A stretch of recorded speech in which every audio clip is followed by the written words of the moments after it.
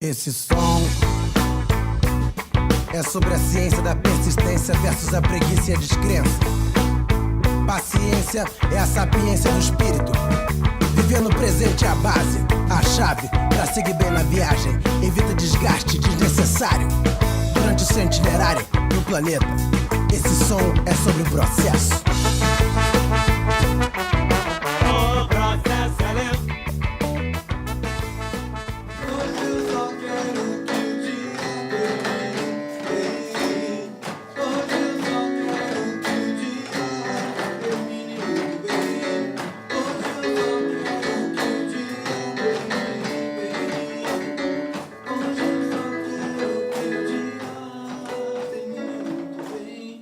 Espelha a tua vida, venda de ilusão. Não fica maluco e morrer da solidão. Preciso ter cuidado para sofrer. É preciso saber viver.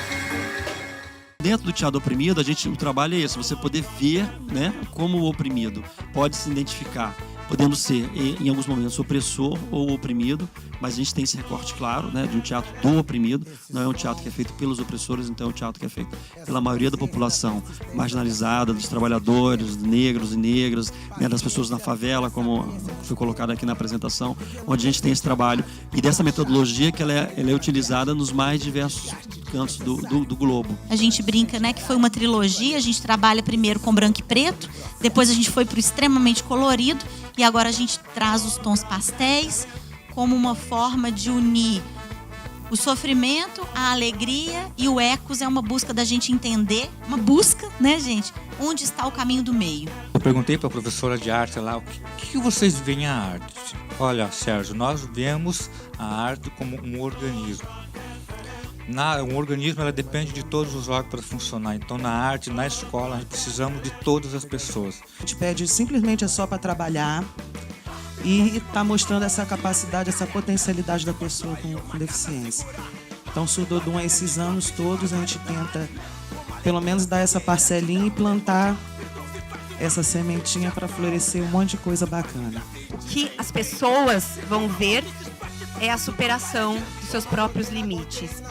Essas meninas, esses meninos mostram que tudo é possível quando se tem força de vontade, se acredita num sonho. E elas seguem a frase que elas ouviram na primeira aula. Uma bailarina deve sempre olhar para as estrelas, mesmo que não as enxergue. Que um dia vocês irão brilhar como as estrelas. O limite deles pra mim, foi a Libras. Quando eu aprendi Libras, que eu sento com eles, não tem mais nenhum tipo de limite. No tablado não tem limite, não tem surdo, não tem pessoa com deficiência, não tem nada. A gente ali é ator fazendo teatro. Algumas pessoas foram rotuladas como incapazes, como deficientes intelectuais, porque a deficiência intelectual não é algo transitório, ela é uma incapacidade permanente. Pra gente, a reflexão de o que a gente pensa que é deficiência, né? E como a gente contribui para mudar isso? Posso falar de cadeira ou de muleta, né? Sempre brinco, né? Que foi muito difícil. O preconceito, ele mata. E eu consegui sobreviver. Eu fui um Dom Quixote e enfrentei de cara, né, a arte, né, na remoção das barreiras arquitetônicas, barreiras humanas, enfim. Então eu acredito muito na arte como essa ferramenta de transformação. Para a gente fazer esse trabalho, a gente precisa abraçar um mundo com uma visão inclusiva. E isso vai além da acessibilidade ou da inclusão de uma criança com deficiência na escola.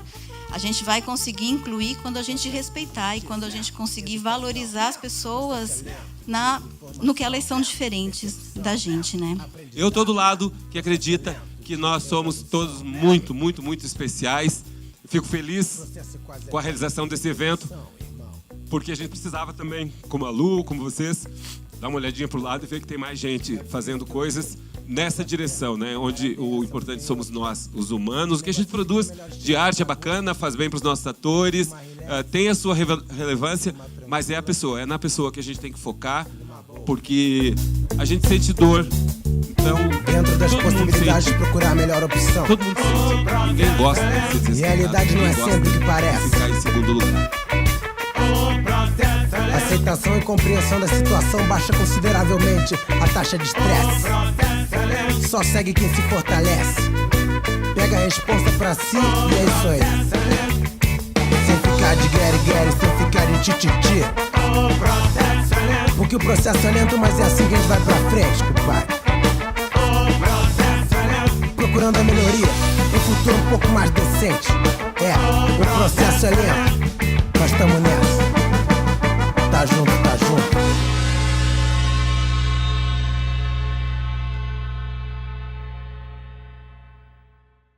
Bom dia a todas e todos.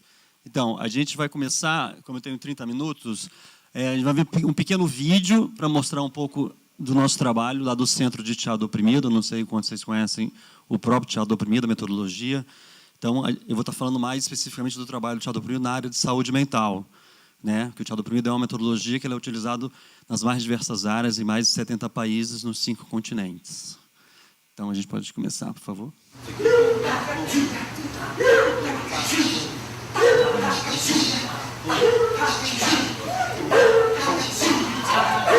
Quem é o louco? Quem define quem é o louco e quem não é?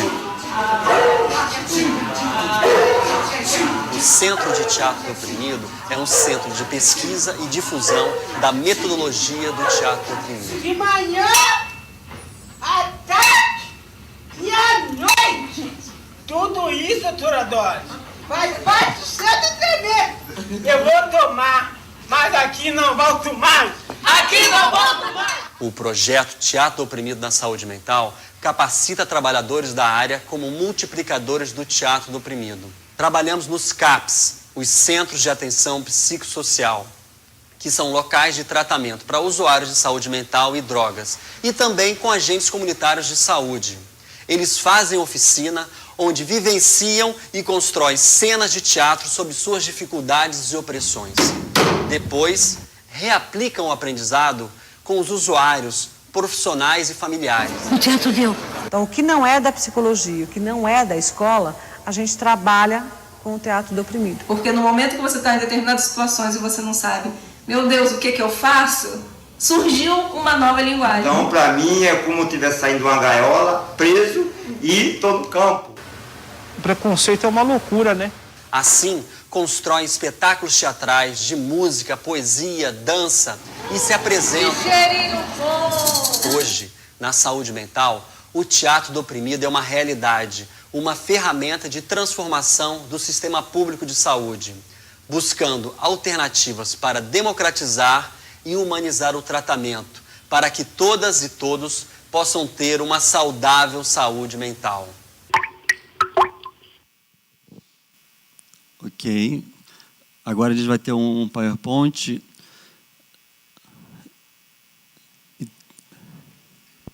Então, esse vídeo que a gente fez é um vídeo bem curto de um trabalho que a gente desenvolveu, né, como a gente foi colocado nos CAPs. E esse é o nome do nosso projeto, Teatro do Oprimido na Saúde Mental. Essa foi uma logo que foi criada, inclusive, por um próprio usuário de saúde mental. Esse é o quadro, é considerado o último quadro do Van Gogh, né, que tem todo um debate sobre a questão dele, da loucura dele, né, o que é a loucura, que hoje é um dos artistas mais valiosos do mundo, né, mostrando como a arte também se torna mercadoria no nosso cotidiano. Aqui são os locais onde a gente já atuou em vários projetos no Brasil, seja na área de saúde mental, com os pontos de cultura, que é um projeto também que existia do Ministério da Cultura e que hoje, infelizmente, não tem continuidade, como muitas coisas, né, do nosso governo federal estão retroagindo. tem trabalho também nas prisões que a gente faz. E aí eu vou estar pontuando mais esse trabalho que a gente faz na saúde mental, né? Então, vou passar rapidinho aqui, só um quantitativo que eu acho que é interessante para a gente mostrar o tamanho do trabalho, né? Então, a gente atuou muito em São Paulo, nessa região de Guarulhos, onde a gente criou, tem ali, né, 26 grupos, mais de 11 cenas. A ideia, formando multiplicadores, porque a ideia do Teatro Oprimido é a gente passar os meios de produção cultural para os próprios multiplicadores. Quem são esses multiplicadores? No caso, são trabalhadores da saúde mental, trabalhadores da saúde em geral, né, porque a gente trabalhava não só com CAPS, mas também com UBS, Unidades Básicas de Saúde, redução de danos também, né? Ali no litoral a gente teve um trabalho muito grande nas cidades de Santos, São Vicente, Ubatuba. Aqui em Sergipe também, onde a gente trabalhou em vários municípios de Sergipe, e também a gente chegou a atingir também manicômio judiciário, né, que a gente tem, não sei se vocês já tiveram a oportunidade de visitar um manicômio judiciário que junta tudo que tem de ruim numa prisão e que tem no manicômio, né? Então a gente costuma brincar que é o problema ao quadrado, né? Aqui no próprio Rio de Janeiro, onde a gente criou também 15 grupos, 9 cenas. A gente tem grupos também, como Pirei na Cena, que é um grupo que existe há 15 anos, formados por usuários de saúde mental e familiares, lá em Jurujuba, no Hospital de Jurujuba. E aqui eu vou falar agora mais detalhadamente como é que é o processo que a gente faz, né? Então, a gente inicia sempre com uma oficina com esses próprios trabalhadores da saúde mental, que podem ser desde psiquiatras, oficineiros, musicoterapeutas, terapeutas ocupacionais, merendeiras, os mais diversos profissionais dos centros de atenção psicossocial, né? Então, a gente faz uma oficina de cerca de 40 horas com eles de uma semana, onde eles próprios vão criar as suas cenas. Porque a ideia no Teatro Oprimido, o teatro é feito pelos próprios oprimidos. Por que chama teatro do oprimido, né? Porque a gente considera que a arte ela é transformadora, sim, mas nem sempre ela é transformadora. Ela pode ser usada também para manter, né, impor certos modelos conservadores, como inclusive a gente está vendo hoje, né, não só na época, por exemplo, do nazismo, quando a gente tinha uma pessoa como a Leni Riefenstahl, que era uma cineasta que fez filmes em prol do nazismo, e que, inclusive, algumas artes eram proibidas, né, se chegaram a fazer a chamada exposição da arte degenerada, né, e que hoje a gente vê acontecer de novo agora no Brasil, né, com as censuras e tudo mais. Então, a gente acredita que a arte é um instrumento que ele pode ser usado tanto para transformar quanto para manter estruturas de opressão. Aqui a gente usa com os próprios oprimidos. Então, eles próprios constroem os seus espetáculos. Por isso que a gente faz primeiro com esses profissionais, para eles fazerem as suas cenas das suas opressões, para depois poderem trabalhar com os próprios usuários, né? Então, esses todos são os próprios profissionais que construíram os seus espetáculos. Então, são eles que fazem o figurino, são eles que fazem o cenário, são eles que fazem o texto parte a partir deles. E aí, depois, eles vão reaplicar o que eles aprenderam nas suas unidades de saúde. Aqui, no caso, dentro de um CAPS no Rio de Janeiro. A gente vê aqui à direita, né, essa profissional, e lá à esquerda ela está reaplicando um exercício com os usuários dentro de um CAPS. Então, essa é a ideia. Então, eles vão reaplicando dentro das suas unidades de saúde com os próprios usuários como prioridade. Mas não necessariamente só os usuários. Às vezes, você reaplica com outros profissionais, com os familiares, principalmente dentro da rede de saúde, né, da proposta de saúde comunitária, que você tem esse tripé, né, o usuário, o familiar e o profissional. Então, eles fazem essas oficinas e a proposta, justamente, é também deles construírem os seus espetáculos. Então, aí eles constroem os seus espetáculos que não são especificamente da temática da caixinha saúde mental, da loucura. Eles constroem sobre os temas que eles vivem. Então, aqui tem esse espetáculo, por exemplo, era sobre o racismo, né? Era um usuário aqui de um CAPS em Niterói que constrói, a partir da história da capoeira, uma história do racismo hoje, que ele vivencia até hoje, né? Que a gente sabe que estamos num país extremamente racista. Aqui também uma outra história contada por essa usuária, onde ela também teatraliza a situação dela, a opressão dela, que ela queria ser música e tudo mais, e o pai a proibia. E esses espetáculos são apresentados nos mais diversos locais, dentro dos CAPS, mas também fora dos CAPS. Porque a ideia também é a gente romper esse muro, porque muitas vezes as pessoas da saúde mental, não só da saúde mental, né, mas muitas vezes um grupo de educação, um grupo de saúde, eles se limitam a apresentar dentro das suas próprias áreas. Então, a ideia é romper esse muro. Então, a gente apresentava em escolas, né, em universidades, e era sempre muito interessante, porque tem esse estigma, né, da loucura. Então, quando ia se apresentar, por exemplo, numa escola, aí você via os alunos antes, né, morrendo de medo, a gente vai ter esse contato com os loucos e tudo mais, e depois da apresentação, eles colocando... Puxa, mas esse louco, esse cara é igual, é que nem eu aqui, né? Então, rompendo com esse preconceito que a gente tem. E aí se faz a música, se faz todo o processo artístico, que a gente acredita que todo ser humano é um produtor de cultura. Isso é fundamental para a gente, porque a gente acredita que todo ser humano é capaz de fazer tudo o que o ser humano é capaz de fazer. Se não com a mesma técnica, mas com a paixão. Eu adoro futebol, eu não vou jogar nunca igual ao Romário, ao Neymar, mas eu não vou abrir mão de exercer o meu prazer de jogar futebol, porque eu não vou chegar nesse nível de técnico. Mas eu tenho capacidade de fazer isso. Então, seja da forma que for. E aqui estão apresentação dos espetáculos, e a gente usa também, não dentro do teatro, né, o teatro, as artes cênicas, ela tem a vantagem de ela poder incluir todas as artes. Né? Dentro de uma peça de teatro, você pode incluir a dança, pode incluir o cinema, pode incluir a pintura, a poesia, e aí a gente trabalha com essa última técnica que o Boll desenvolveu, né, o Augusto Boll, que foi esse diretor que criou o Teatro do Oprimido, que é a estética do oprimido. Então, todos somos pintores, não precisamos ser Van Gogh, mas nós podemos exercer o prazer de pintar. Então, a gente pintava também, né? E aqui você tem os profissionais fazendo a sua oficina também de pintura, para depois justamente reaplicar com outros profissionais. E a ideia é sempre essa, a gente ia, eles faziam oficina com eles reaplicavam com os outros profissionais, voltavam e a gente fazia novos cursos de aprofundamento. Então, isso é um processo que dura mais ou menos cerca de 1 ano, né, entre idas e vindas. E a ideia é que esses profissionais reapliquem depois. Então, você já tem aqui, esse aqui é um profissional de saúde mental de Guarulhos, já reaplicando a oficina que ele aprendeu com a gente. Porque a ideia é justamente essa. Né? O projeto já acabou, né? A gente desde 2011, 2012, que a gente não tem mais um apoio do Ministério da Saúde, né? Que mudou totalmente a política de saúde mental do governo federal hoje, mas eles continuam.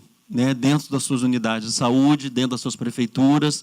Né? Algumas se tornaram política pública, por exemplo, em Santos e Guarulhos, se tornou, e aí atingiu não só a saúde mental, mas foi para os agentes comunitários de saúde, por exemplo, as CS, que era um problema muito sério que eles falavam que tinha, porque muitas vezes não tinham acesso à própria discussão sobre a saúde mental. E aí trabalhava toda a questão do preconceito e da hierarquia de poder que existe dentro de um espaço de saúde, como existe dentro de qualquer outro espaço, né, diferentes hierarquias. Então, quem era considerado, quem detinha o poder do saber. Né? A gente sabe que na área médica isso é um grande dilema. Né? A gente tem, né, os médicos, tem o psiquiatra, né, aí tem o enfermeiro, tem o assistente comunitário de saúde, e vai decrescendo. Né? Aqui são apresentações na própria rua, né, que são atividades que a gente faz no próprio espaço público, que a gente acha que é fundamental, como eu estava falando, da gente romper esse muro da saúde mental e nos mais diferentes espaços. Esse grupo é o grupo Perena Cena, que eu coloquei que tem mais de 15 anos, né? É um grupo que já fez mais de 5 espetáculos e já se apresentou nos mais diversos locais, né? No Fórum Social Mundial, já foi para a Argentina, e eles discutem as temáticas, realidade deles. Então, eles tinham um espetáculo que discutia a questão da sexualidade. Um usuário de saúde mental pode transar, não pode transar, pode ter filho, não pode ter filho, se eu transar, o meu filho vai ser usuário de saúde mental ou não. Então, toda essa temática era discutida, o uso da camisinha ou não. Então, tudo isso era discutido a partir da realidade e da visão estética deles do mundo. Porque quando você trabalha com o oprimido, a ideia do teatro oprimido é que a construção estética se dê através do diálogo. Você não é um diretor único e exclusivo que vai trazer um texto pronto e vai definir quem vai fazer o quê. Tudo isso acontece a partir da relação com o seu próprio grupo. Então, a partir desse diálogo com o grupo, dessa construção coletiva que se dá à construção do espetáculo. Então, os cenários, todos vão ser definidos por eles. Essa peça aqui, especificamente, trabalhava a questão também do trabalho. O usuário de saúde mental pode trabalhar, não pode trabalhar, né? Porque hoje ainda tem na carteira de trabalho, existe um carimbo que é colocado que muitas vezes inviabiliza ele de conseguir qualquer tipo de trabalho. Então, isso era um debate que era feito na época. E a gente discutia justamente a questão das drogas em geral, né? Porque a gente fala muito da droga em si, a droga proibida, mas não aborda a questão da droga, por exemplo, do próprio álcool, das medicações que muitas vezes você usa. Essa é a peça que debatia a questão da sexualidade, né? Então a gente fez um cenário todo usando material do próprio hospital e trabalhou muito a questão das vozes, né? Quem não ouve vozes, né? Quem não está andando na rua de repente ouve seu nome ser gritado assim, né? Então é muito interessante. Então a gente incorporou a ideia do teatro oprimido, é justamente estar incorporando toda essa realidade irreal que existe ou não, mas quando você traz para o teatro ela passa a existir. Então quais as vozes que você assistia? Então a gente incorporou, ali atrás tem aqueles dois personagens ali que estão de branco com uma máscara negra. Eles faziam as vozes dos próprios usuários. Então, e a gente fazia o que chamavam do teatro fórum, né? No teatro fórum você apresenta um espetáculo teatral com a opressão e aí a plateia é convidada a entrar em cena, então romper essa quarta parede, entrar no lugar, substituir o oprimido e dar a sua alternativa. Como é que você faria nessa situação? Então, a gente tem desde histórias que eles contavam, por exemplo, existia um programa do governo federal chamado De Volta para Casa, onde, para você incentivar o usuário a voltar para a sua casa, você ganhava um salário, porque muitas vezes a família recusa esse usuário de saúde mental. E como vários manicômios foram fechados, acontecia de muitos desses usuários estarem há 10, 15, 20 anos dentro de uma instituição psiquiátrica. Então, muitas vezes, para ele, a referência era aquela, eles não queriam nem sair de lá, porque ele não conhecia o lado de fora. Então, esse processo era muito difícil. Então, você garantia uma bolsa para ele, um dinheiro para ele poder voltar para casa. E muitas dessas famílias, que eram muito pobres, aquela pessoa passava a ser a pessoa mais importante da casa, porque ela tinha um salário fixo, né? Tinha um valor fixo a receber todo mês. Só que, muitas vezes, ela era manipulada. Então, eles fizeram várias peças abordando essa questão, onde os pais ou os responsáveis pegavam a carteirinha que ele tinha para poder receber no banco, né, o cartão e tudo mais, e tentava teatralizar isso. E aqui, nas vozes, por exemplo, a gente tinha um espetáculo que um usuário fez, onde ele mostrava, ele falou que falou de uma cena que aconteceu com ele, quando ele estava na rua, e ele viu várias mulheres saindo de uma escola, e aí a voz dele falava para ele que ele tinha que ir lá e assediar uma daquelas meninas.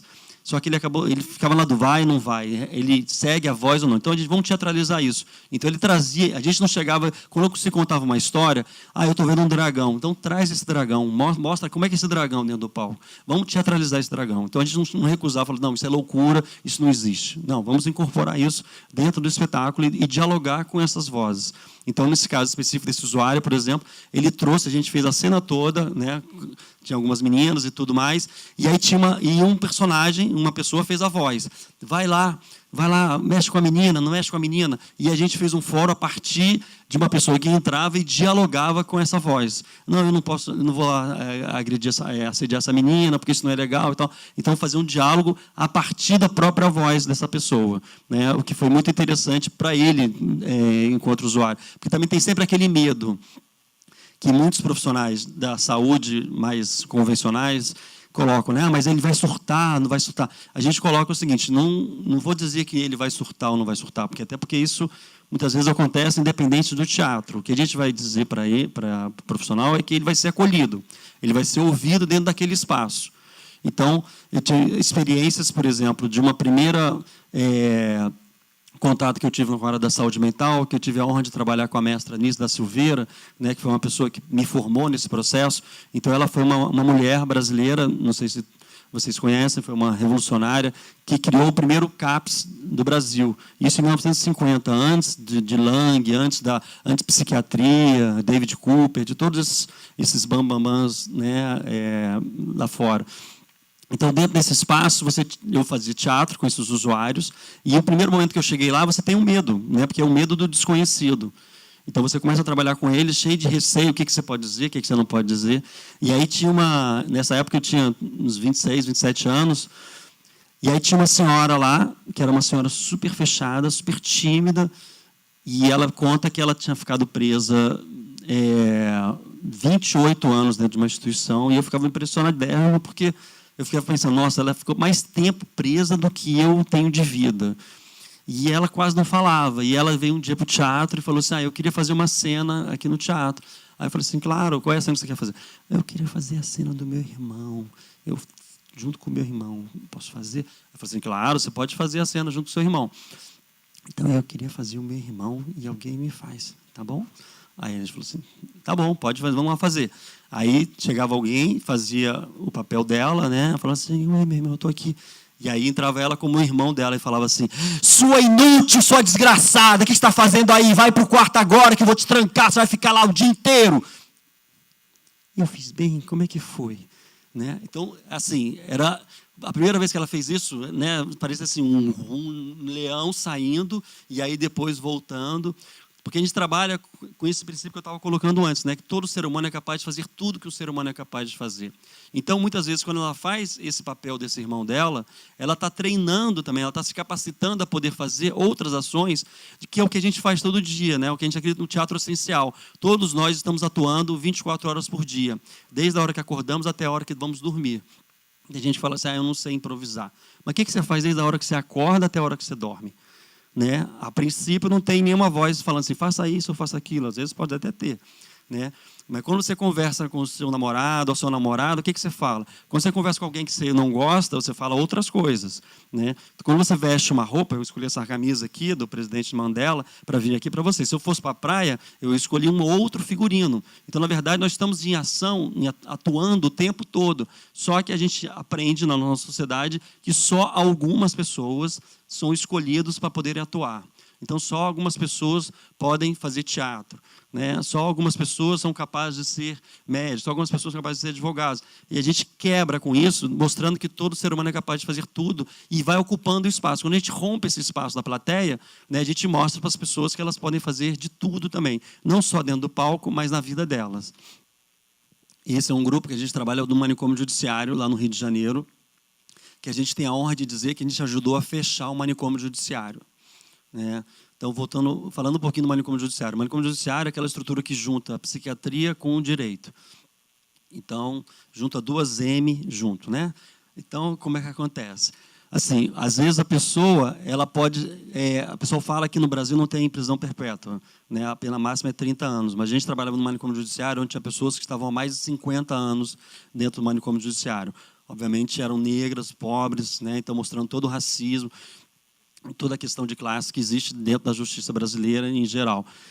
Essas pessoas, elas chegam no final do ano, elas são avaliadas. Então, aí tem o juiz avalia que ela pode sair. Aí chega o psiquiatra e fala assim, não, ela não pode sair. Aí ela fica mais um ano. Né? Aí chega no ano seguinte, o psiquiatra fala assim, não, ela pode sair. Aí chega o juiz e fala assim, não, ela não pode sair. Então ela vai ficando, vai permanecendo. Então eles montaram um espetáculo que aborda justamente isso, esse processo que existe da burocracia, que eles vão ficando e vão sendo relegados, vão sendo esquecidos literalmente pela sociedade. E aqui eles se apresentaram dentro do manicômio e depois começaram a ser convidados para se apresentar fora do manicômio. Então, a primeira vez que eles se apresentaram fora do manicômio foi na UERJ, numa universidade do Rio de Janeiro, né, que estão tentando acabar agora. E foi muito impactante, porque eles tiveram que ir algemados, tiveram que ir com guarda, com milhões de armas, aquelas coisas, né, de cinema que você vê. E aí eles se apresentaram, e aí voltaram, né, para o manicômio, e aos poucos foram realizando várias apresentações. Essa apresentação aqui foi o processo de conquista deles, né, porque essa apresentação eles não foram algemados, eles foram, né, como artistas nesse sentido de ter um espaço próprio, foram num carro próprio. Então tem todo esse processo, e muitos deles, a partir desse processo do teatro, eles conseguiram sair do manicômio, eles conseguiram romper tanto a barreira psiquiátrica quanto a barreira do direito e foram liberados. E esse manicômio foi aos poucos sendo fechado, né, que foi uma grande vitória para a gente. Essa aqui é a equipe do Centro de Teatro do Oprimido, né, que fez esse projeto. Então, a gente tem ali o Augusto Boal, que foi o nosso mestre, né, que nos deixou em 2009.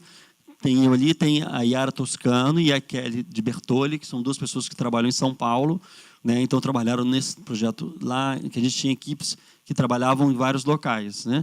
E a gente tem ali à esquerda, começando o primeiro ali, o Alessandro Conceição, e a Cláudia Simone e a Monique Rodrigues, que trabalhavam no Rio de Janeiro e em Sergipe. E aqui a gente é um quadro, porque a gente, como eu estava falando, a gente trabalha com a estética do oprimido. Então, nesse processo, eu mostrei um primeiro quadro, que era o do Van Gogh, né? E esse é um último quadro que a gente faz. Como é que a gente faz esse processo? É um processo de construção coletiva. Então, esse quadro aqui, o desafio desse quadro é que no final da oficina, que a gente faz essa oficina, as pessoas vão construir, cada um constrói o seu próprio quadro, faz a sua própria pintura sobre a sua própria realidade, né, hoje. Como é o seu país hoje. Então, cada um pinta faz a sua pintura. E aí, depois, a gente faz um momento coletivo, onde todas as pessoas da oficina, né, esses 30 profissionais, eles vão pintar um quadro juntos. Então, esse quadro tem que ser feito de maneira coletiva. Então, as 30 pessoas pintam, e não pode falar, né, verbalizar. Então, cada um vai pintando e coletivamente vai compondo esse quadro, que para a gente é um desafio da comunicação sensorial, comunicação através da estética, né? A estética, a palavra estética vem de estesia, né, que justamente é o oposto de anestesia. Anestesia é o quê? Apagar os nossos sentidos. A estesia é o quê? Realçar os nossos sentidos. Então, a questão da estética tem nesse princípio justamente de realçar esses sentidos. Quando a gente trabalha na área de saúde mental, quando a gente faz essas oficinas, é sempre muito interessante que a gente trabalha com os profissionais e eles vão aplicar. Então, tem várias histórias. Tem histórias, por exemplo, dos profissionais que, quando voltavam para fazer o aprofundamento, né, que a gente fazia o retreinamento deles, né, eles falavam assim, mas está muito difícil fazer oficina, porque a gente chega lá para dar os jogos, eles começam a rir, começam a desconcentrar, então não presta atenção. Aí a gente perguntava para eles, o que vocês faziam quando a gente fazia os jogos com vocês? A gente ria, a gente se concentrava. Eu falei assim, então, eles estão fazendo a mesma coisa que vocês fazem. Só que a gente tem uma construção de que o outro é o diferente, né? Então, você tem que começar a quebrar essa barreira, primeiro, do profissional acreditar no próprio potencial dele, né, de que ele pode usar a arte, né, a estética do oprimido, o teatro do oprimido, como forma de transformação dessa realidade. Depois tem um processo justamente de conquista da própria instituição, né? Então, esse é um processo que a gente fazia junto com o poder público, que a ideia nossa, o nosso desafio é transformar isso em política pública. Então, em vários desses espaços, a gente conseguiu que isso se tornasse política pública, onde as pessoas continuam fazendo esse trabalho, mesmo a gente não estando lá. Mas esse não é um processo simples. Em algumas prefeituras, em alguns lugares, você vai ter um apoio maior. E muitas das vezes, na própria estrutura do próprio CAPS, na própria unidade de saúde mental, você vai ter um apoio, não, porque a ideia é que essas pessoas saiam. Como é que a gente trabalhava? De uma média de 30 pessoas, então vinha sempre 2 profissionais de cada unidade. Por que 2? Porque sempre um ajudando o outro, porque se um não viesse, se um esquecesse, se um faltasse, a gente já tinha uma outra pessoa para estar dialogando com ele. E a gente sempre deixou claro que era qualquer profissional, não tinha que ser o psiquiatra, o oficineiro, o artista, o musicoterapeuta, não. Qualquer profissional, porque, como a gente falou, todo ser humano é capaz de fazer arte. Então, a gente acreditava que podia ser qualquer pessoa. Então, eles voltam para esse espaço e construíam seus espetáculos a partir da realidade deles. Então, a gente tem histórias desde uma profissional que, por exemplo, começou a construir um espetáculo com uma usuária, que era um caso de uma usuária que a mãe dela a trancava dentro de casa, dentro de um quarto, né? Então, que é um caso que é comum, né, de acontecer, em muitos lugares acontece isso, né? Muitas vezes a família não sabe lidar com essa questão da loucura e tudo mais, e é importante a gente pensar que a loucura não é uma questão localizada no ser humano, a loucura está presente entre nós, então, né, todos nós temos essa questão da loucura presente em diferentes momentos da nossa vida, depende da realidade que a gente vive, depende do que acontece com a gente no nosso cotidiano. Então, porque também a psiquiatria convencional quer transformar a loucura identificada num ser humano, numa pessoa, como se ele fosse o louco e todos nós fôssemos as pessoas mais sanas do mundo. E a gente tenta romper com essa ideia. Então, trabalha com isso de uma forma coletiva. Então, a gente tinha esse caso de uma usuária e ela trouxe isso para o teatro, era uma pessoa que não dialogava com os terapeutas do local e ela conseguiu romper isso através do teatro. Então, através do teatro, ela construiu o espetáculo dela. Só que essa profissional, dentro do próprio CAPS dela, era meio boicotada.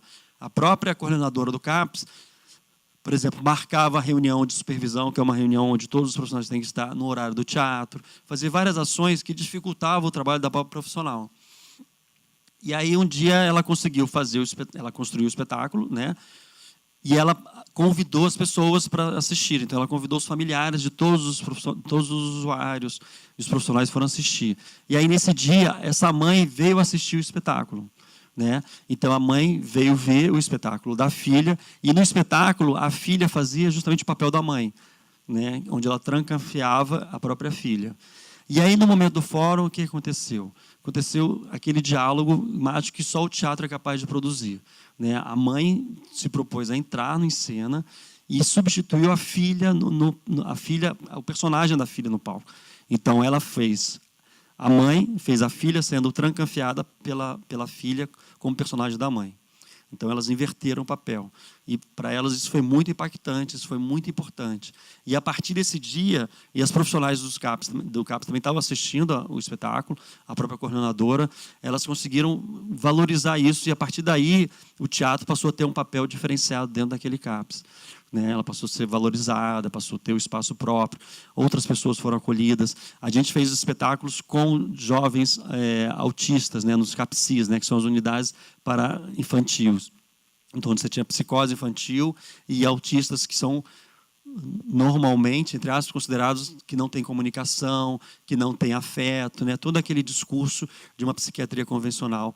E, a partir do teatro, a gente rompeu isso e construiu um espetáculo com eles, onde eles mostravam a questão do bullying, né? De um deles que sofria dentro da escola, e aí construiu todo o espetáculo e discutiu isso com a escola dele. Levamos isso para a escola e discutimos com o diretor que eles tinham.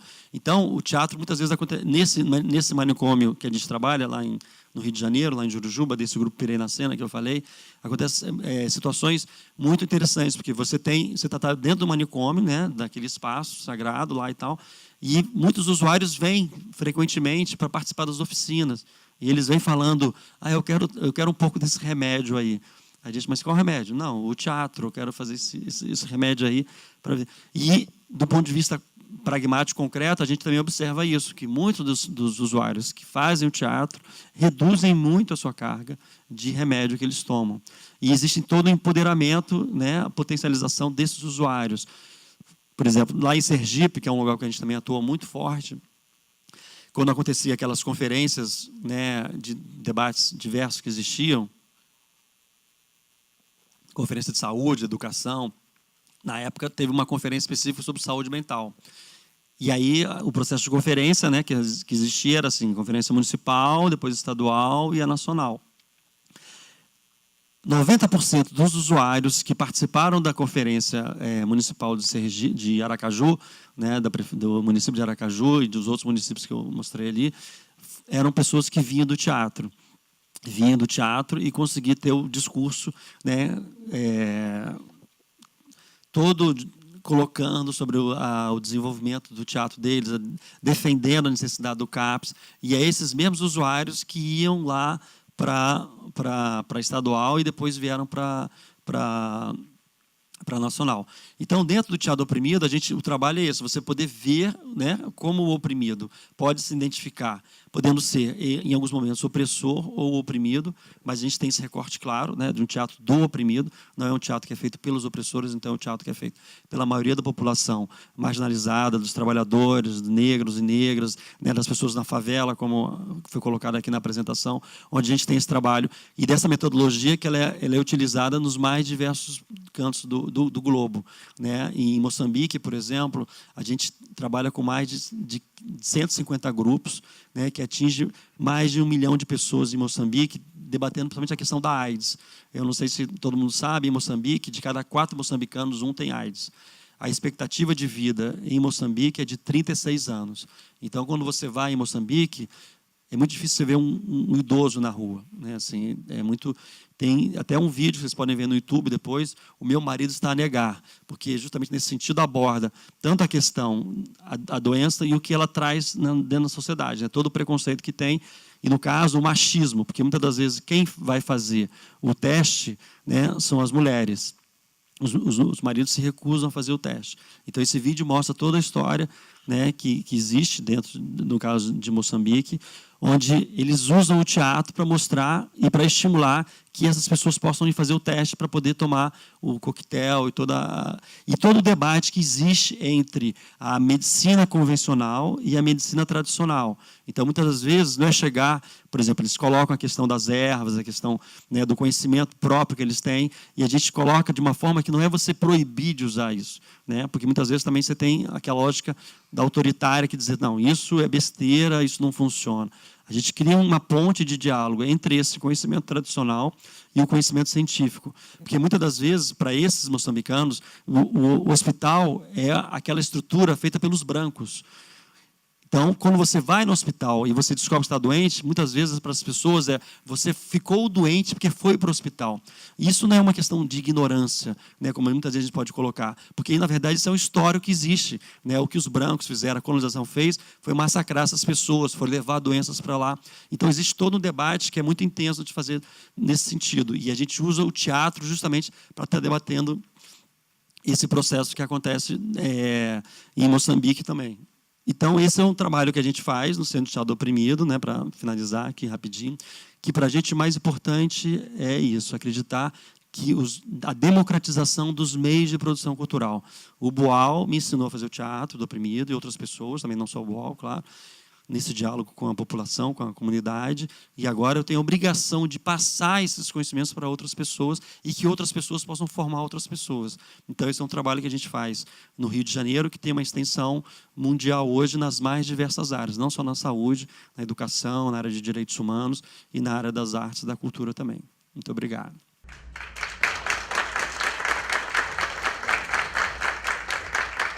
Muito obrigada, Gel. Muito emocionante a gente ver o que acontece e a gente começa a se identificar um pouquinho com as coisas que a gente também está dando os primeiros passos fazendo aqui em Joinville, nesse mesmo sentido. Muito legal mesmo de saber o que funciona. Pessoal, com a ajuda da Manu, a gente está com o microfone na plateia. Alguém gostaria de colocar alguma questão, alguma curiosidade, alguma pergunta para o Gel ou dar algum depoimento? Fique à vontade, por favor, só levantar a mão, que a Manu leva o microfone. Gel, bacana. A gente tem também uma atuação dentro do serviço de saúde e eu queria que você falasse um pouco mais sobre esse aspecto, né? Que diante das mudanças da gestão pública, são alteradas, inclusive, ações e políticas que estão dando certo e que são necessárias. A gente sabe que não pode existir o fim do trabalho, mas oficialmente ele vai embora. Como é que você pensa essa continuidade, apesar da falta de recurso, apesar da falta de incentivo, do sucateamento do serviço de saúde, caminhos para a gente continuar fazendo o que a gente já entendeu que precisa ser feito e não dá para parar? Por uma questão de humanidade e de sentido. Não tem como você perceber que o negócio tem que ser feito e parar porque alguém disse não vai fazer mais.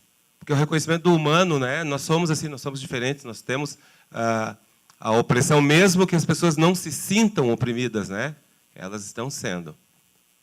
Mas da ação mesmo, né, das políticas, a gente tem que ser revolucionário, o que a gente faz? Então, essa, na verdade, é a pergunta, né?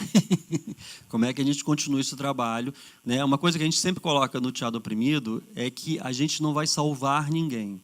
Né? O oprimido ele também tem que se manifestar, né? Ele tem que estar em ação também. Né? Para a gente, o conceito de oprimido não é o deprimido. O oprimido é aquele que está já querendo realizar uma transformação.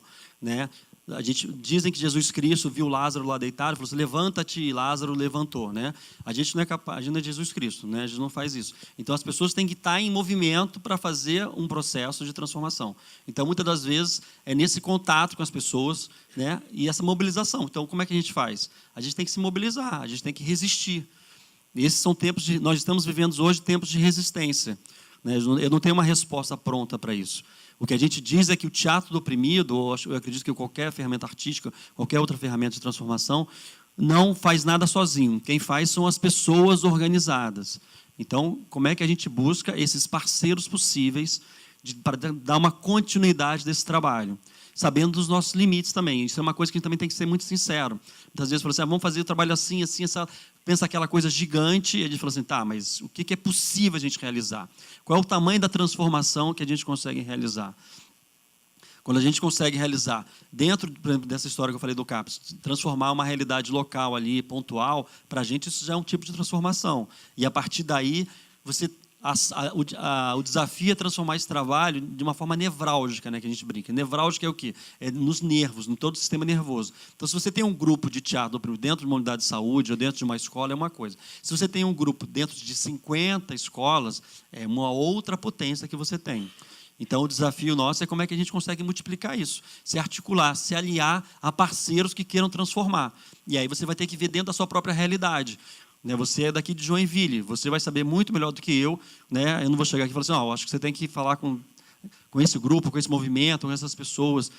Então, vai depender de como é feito. A gente, atualmente, no Rio de Janeiro, a gente está criando uma escola, que chama de Escola de Teatro Popular, onde a gente está conectado com movimentos sociais. Então, a gente está fazendo um trabalho de multiplicação junto com o MST, o Movimento Sem Teto, o MPA, o Movimento de Pequenos Agricultores, vários movimentos de moradia, o Levante Popular. Então, são movimentos que já têm uma lógica de multiplicação, já têm uma lógica de atuação na sociedade. Então, a gente sabe que, ao trabalhar com eles, isso vai ser multiplicado de alguma forma em outros espaços. Então, para mim, o desafio maior é esse, se organizar com pessoas que também queiram transformar com você. Ok. Obrigada, Gel. Nath, acho que a Nath quer fazer uma pergunta. Aqui, Mário, por favor. Gel, gostei muito da tua exposição, até porque eu tive uma experiência bem recente com o IMPA, através do SOS, uma intervenção na rua com usuários do SOS. E eu fiquei impressionado com algumas questões, o quanto que a autoestima ela é transformadora, né? E algumas pessoas completamente tímidas na conversa, no olho, na hora da atuação, elas se transformam em outras pessoas, talvez se transformam nelas mesmas, né? Porque o oprimido está escondendo ela delas mesmas, muitas vezes, né? E o Augusto Boal, quando criou o processo do teatro do oprimido, ele pensou exatamente nessa democratização de todos terem a sua voz, né?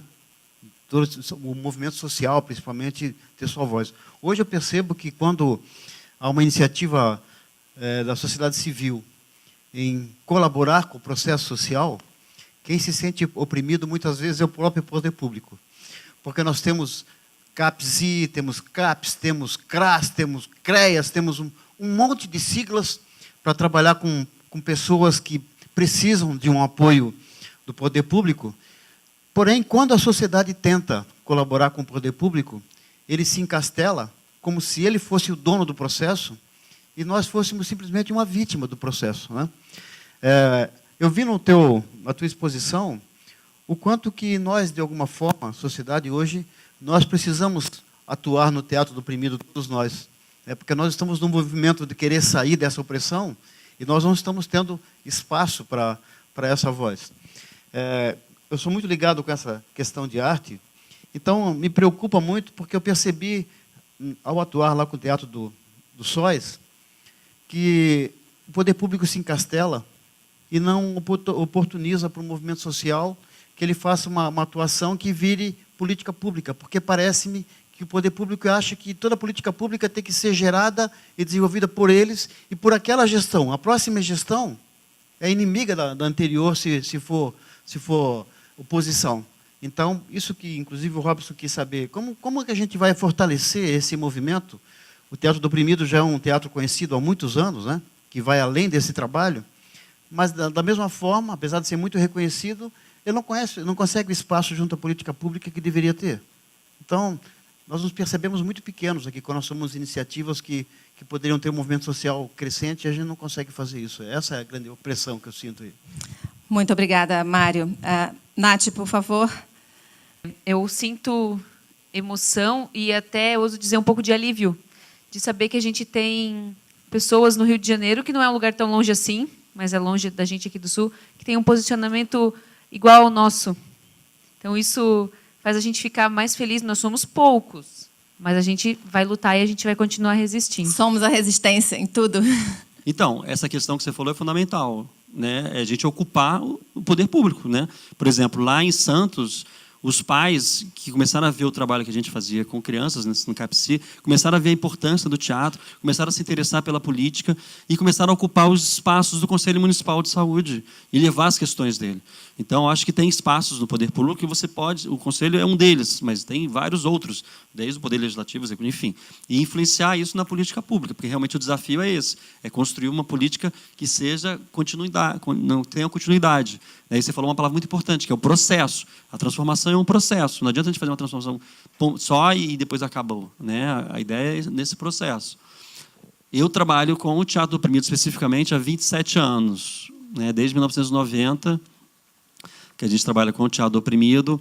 A gente tem os mais diversos grupos, a gente já teve grupos, né, deficientes visuais, de PCs, na área de saúde mental.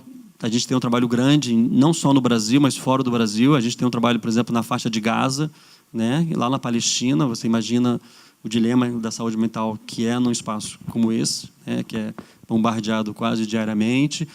E em vários locais na própria África, né, a gente trabalha, porque a questão da saúde mental não é uma questão, muitas vezes as pessoas acham que frescura, depressão, tudo isso, né, e a gente fala da importância de você ter um saudável ser para você totalmente poder um trabalho coletivo transformar. Então isso acontece nos mais diversos locais. Um presente para o GEL. A Nath é nossa terapeuta ocupacional, coordenadora terapêutica do programa Arte para Todos. Ela vai trazer agora uma lembrancinha do nosso evento para o GEL, com muito carinho.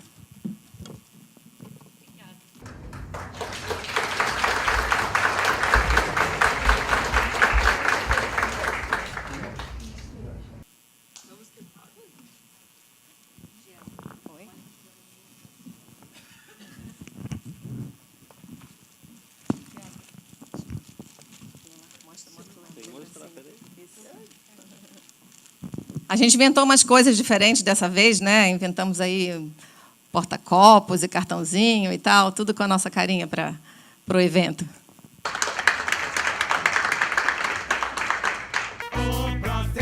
Aceitação e compreensão da situação baixa consideravelmente a taxa de estresse. Só segue quem se fortalece. Pega a responsa pra si e é isso aí. Sem ficar de guere-guere, sem ficar de tititi. Porque o processo é lento, mas é assim que a gente vai pra frente, compadre. Procurando a melhoria, um futuro um pouco mais decente. O processo é lento, mas tamo nessa.